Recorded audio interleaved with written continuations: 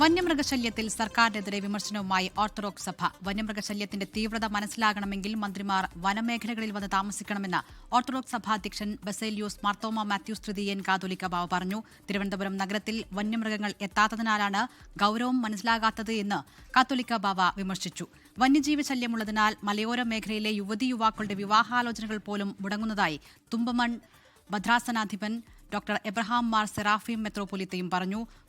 തുമ്പാക്കുളം saint Mary's Orthodox പള്ളിയുടെ platinum jubilee സമാപന സമ്മേളനത്തിൽ സംസാരിക്കുകയായിരുന്നു ഇരുവരും. മന്ത്രിയായി കഴിഞ്ഞാൽ മുഖ്യമന്ത്രിയും മന്ത്രിമാരും MLA-മാരും അവര് മന്ത്രിയോ MLA ആയി കഴിഞ്ഞാൽ ഉടൻ തന്നെ വനമേഖലയിൽ വന്ന് താമസം തുടങ്ങണം. അവരുടെ വീട്ടിൽ വന്യമൃഗം ചെന്നെങ്കിലേ അവർക്ക് മനസ്സിലാവും. ദൈവകൃപയാ തിരുവനന്തപുരം പട്ടണത്തിൽ ഒരു വന്യമൃഗവും ചെല്ലുകയില്ല. അവരെല്ലാവരും സുഖമായി ഇവിടെ താമസിക്കുക. ഞങ്ങളുടെ ഇവിടുത്തെ യുവാക്കൾ, ഈ പ്രദേശത്തെ യുവാക്കൾ അഭിമുഖീകരിക്കുന്ന വലിയ ഭീകര പ്രതിസന്ധിയുണ്ട്. അതെന്താണെന്ന് ചോദിച്ചാൽ, മറ്റൊരു നാട്ടിൽ നിന്ന് ഒരു പെൺകുട്ടിയെ ഇങ്ങോട്ട് വിവാഹം കഴിച്ചു വിടാൻ മാതാപിതാക്കൾ തയ്യാറാകുന്നില്ല എന്നുള്ള ഒരു ഭീകരമായ പ്രതിസന്ധി കൂടെ ഞങ്ങൾക്കിവിടെ നിൽക്കുന്നുണ്ട്.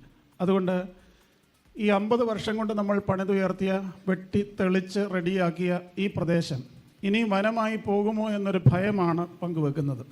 ലോകത്തെവിടെയായാലും ഏത് സമയത്തും 24 വാർത്തകളും ഓഗ്മെന്റഡ് റിയാലിറ്റി പാക്കേജുകളും എക്സ്പ്ലെയിനറുകളും വിശദമായി കാണാൻ ഞങ്ങളുടെ YouTube ചാനൽ നിങ്ങൾക്ക് സബ്സ്ക്രൈബ് ചെയ്യാം.